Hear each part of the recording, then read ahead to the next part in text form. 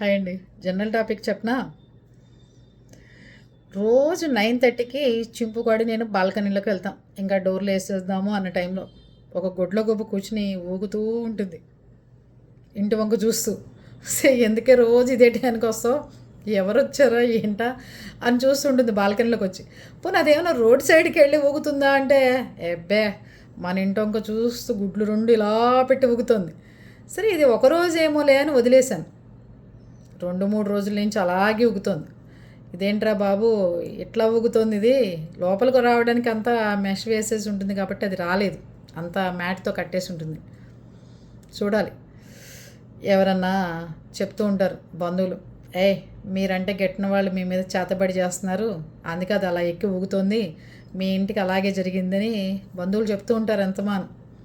నేనైతే దాని కళ్ళల్లోకే కళ్ళు చూసి మన మీద ఎవరైతే ప్రయోగం చేశారో అది వాళ్ళ ఇంటికి వెళ్ళి ఊగి వాళ్ళ కళ్ళు తెచ్చేసేటట్టు చేయాలి మనం కూడా.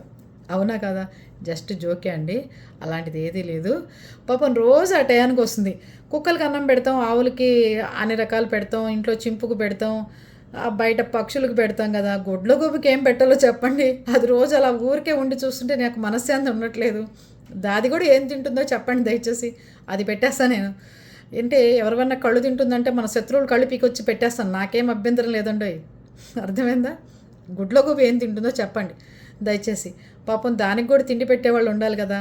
అది ఒక్కతే అలా కూర్చుని నా వంక నేను ఏమీ పెట్టలేకపోతున్నానని నేను చూసే చూపు నేను తట్టుకోలేకపోతున్నాను. ఓకే.